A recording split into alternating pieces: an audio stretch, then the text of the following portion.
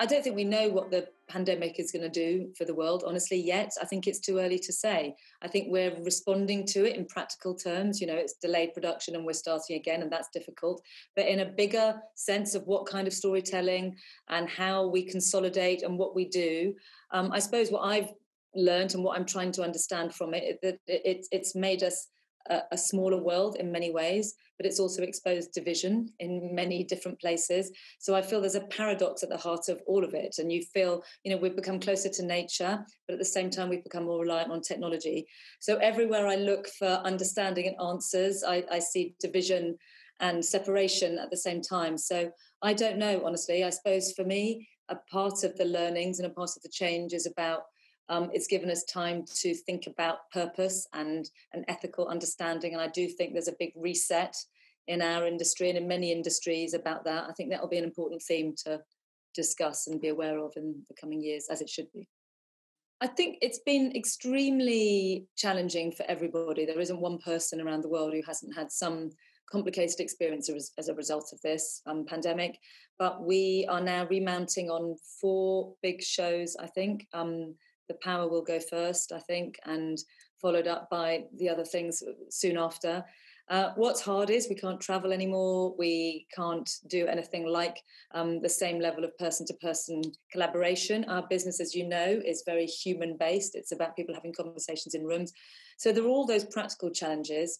I think we're also trying to deal with the editorial of how do we tell stories that are still relevant? Do we include COVID in our stories? Do we not? If you were starting. So there's all of those sorts of things. Fundamentally, I think audiences will want some things that do address it, some programming they'll want that does have some mirror effect and looks at the pandemic and helps them understand it. But I also think they'll want things that don't have anything to do with it at all. So, you know, the appetite for diverse storytelling is still there, I think. But it's, you know, it's going to be difficult, and none of us really know how we can quite sustain this model of production over the next few months, because it's pretty controlled, and our industry is quite creative. So, you know, there's a tension, but we'll get there. We have to. I think the issue with how we're approaching filming is every show is different. Every buyer you work with has a different set of protocols. So we have to create a new set of protocols for each project, which involve differing degrees of testing, PPE, travel. All of those things are applied rigorously to each production. And then we have to try and reduce things like the number of essays we work with. So there are multiple changes coming. None of us really quite know. We'll have to be able to evolve them and review them, because as we hope and pray, you know, we'll be out of this, who knows when. I'm not going to put a number of months on it, but at some point in the future. And maybe there'll be lessons from that. We've got a smaller crew. Maybe that's a good thing in some ways, although also challenging at a time when we're trying to bring people into the industry and open the doors and be more inclusive. There is a tension there that we're finding, which is we're trying to create more roles for people from different backgrounds, and at the same time we're having to reduce the number of crew. So those are difficult things to work out. But there are so many, as you know, the people who work in this industry, the producers and the line producers and the crews are like military minds. They're extremely clever at problem solving, and we'll get through it. And everyone's helping each other. What I have found is really wonderful. There's a real spirit of sharing information. So all the producers are sharing everything they find out, best practice, what has worked, what hasn't. There's a lot of that, which has been really great to see, actually.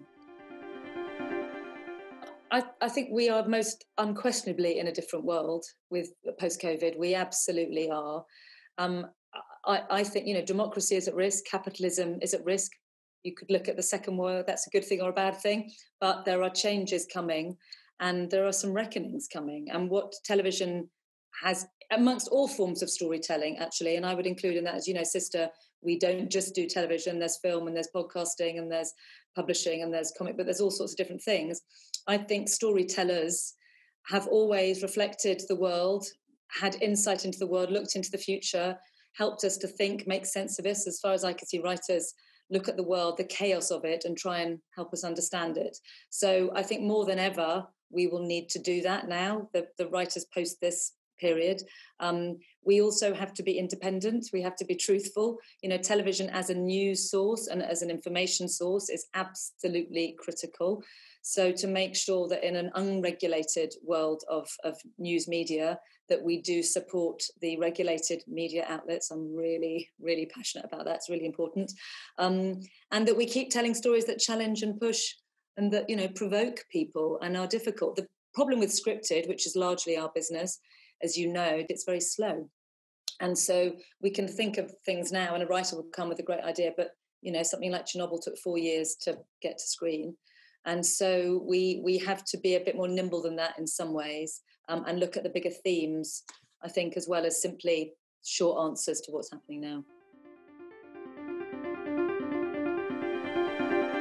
If we do get a vaccine next spring, which, we're all hopeful about, and the world can revert to some form of normal, that will probably be where we locate the contemporary stories. What we're not doing now is necessarily putting COVID deeply into every project that we're doing in academic, because we don't know how things are going to feel in 6 months' time. So honestly, we haven't got a clue. I mean, I hoped when we set up Sister, Sister Pictures 5 years ago and then Sister a year ago, that we already had at its heart a core set of values that were about inclusivity, that were about quality, excellence, craftsmanship, giving the writers a platform, being independent of all the big studios and the streamers, which meant we could take the best story to the best place.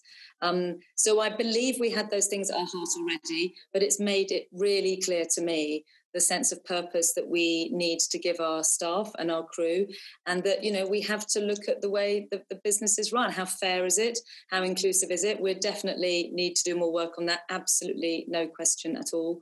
And we need to work harder at making sure that the stories that are representing everybody are on screen, and that, we genuinely give opportunity. We don't pay lip service anymore.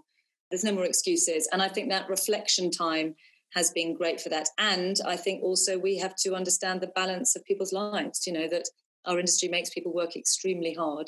And that's very satisfying to those of us who love to work really hard. But we have to understand that people have lives and families and those things too. And I definitely think it's been a good reset in that respect. I think there's no doubt that the pandemic has accelerated streamer viewing. I mean, I think it's something, there's an enormous statistic, isn't there? I haven't got it to hand at the moment, but it's a huge percentage increase for streaming viewing, and live viewing has stayed stable. I don't think it's gone down massively, but streamers have gone up. There's no question now, this has re-educated the public, in a way that was 5 years ahead of where we might have been without a pandemic, I think, or maybe 3 years. So there's no doubt the way we sit and watch TV is completely different. We're watching live television for sport and news and perhaps some other particular event TV, fiction, scripted documentaries. We look to the streamers pretty much all the time now. So we're obviously going to look at a time now where will we be looking to the streamers for live shows as well? What's going to happen to the commercially funded organisations? Can they sustain on just sport and just news? Who knows? I feel that the creative industry, the talent, the creators, the people who actually make the work in terms of fiction in particular and documentaries are so crucial, and the artists don't always love to be part of a massive organisation.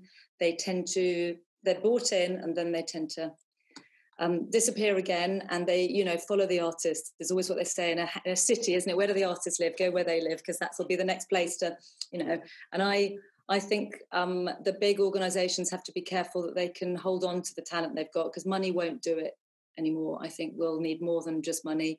People will want purpose, and they'll want to enjoy it, and they'll want to collaborate. And so those organisations that can offer that, where profit isn't the only driver and money isn't the only thing, I think really will have a head start in this new business. So when we develop projects, we pretty much, on nearly all of them, develop everything in-house to a script and Bible level before we go out to the market. Not on everything, but I would say, 19 out of 20 projects we develop like that now. So we pay for the script, we're capitalised to be able to do that, we develop everything in-house. The reason for that being that I want the creator to be able to be free to create the piece in its true form as they see it before targeting it to a buyer. And then we find the home. So that will be, honestly, the driver of it for me. If we get a piece that feels like, do you know what, that should be BBC Three iPlayer, that's where we'll go with it. If it should be, this feels like a Netflix piece, often we'll go to people, 3 or 4 people at the same time, if you've got a project that's worthy of that. So we're really flexible. And again, that's part of being independent. I don't have any requirement to have to go to one or the other. I like to spread the bets a bit. I quite like a broad canvas so that we work with multiple buyers. We've got 3 or 4 projects with the BBC at the moment. 2 are co-productions. We've got 2 with Sky. They're co-productions, The Baby and Landscapers. And we've got, so I think, I like the multiple approach from my point of view. But it's driven by the creative. It's just driven by the project, always. I think the business is changing. In terms of how we develop projects and take them out, as I said, we normally would absolutely follow the creative for the project. However, there will become, I think, exceptions to that when sometimes the deal that the buyers are offering is so bad to the IP creators and the people who actually make the show.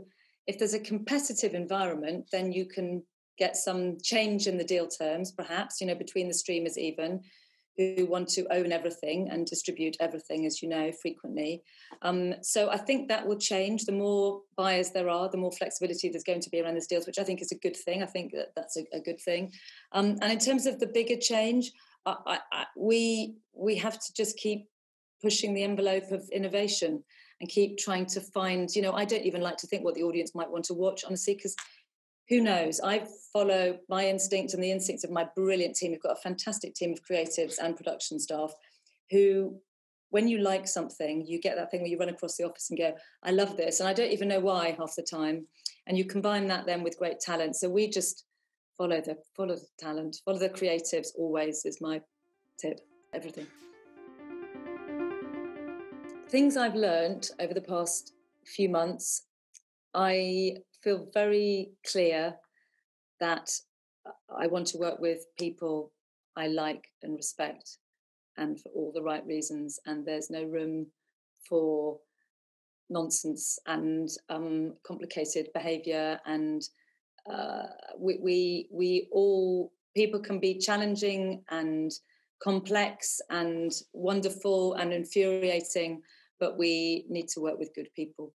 And that's really, really, really key. And I think if ever, if something like this makes you look around and assess, fortunately, I feel we are, and there's not a corner we're not, so I think it's okay. But that's going to be an absolute priority for us as we go forward. Enabling for me personally, I've understood probably now my place in the industry. You like to think you're one of the new guns for quite a long time, and then suddenly you realise you're a veteran. And that, the old adage of I've got to throw the ladder back down for the people coming up.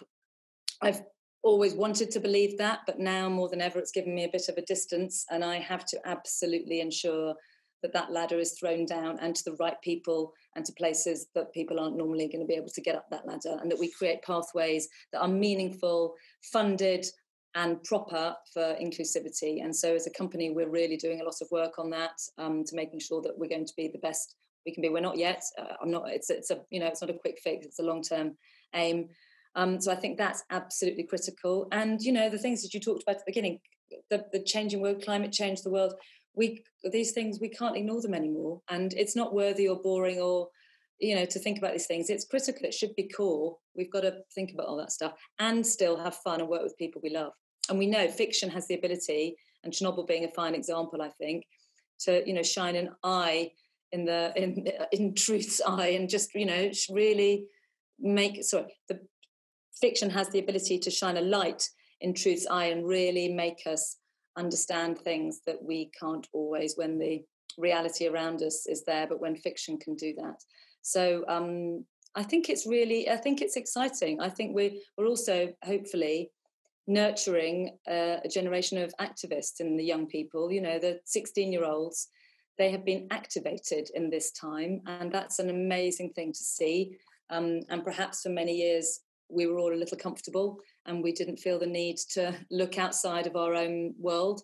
And this has forced us to do that. And this generation of 16 to 25-year-olds, they're really cross, and that's really great. I want to see more cross people. And I love seeing more writers who are cross, have got something to say, not cross with us, but cross with the world. That's what we want. We need to, cross, make you laugh, cry and angry. I think that's what we're aiming for.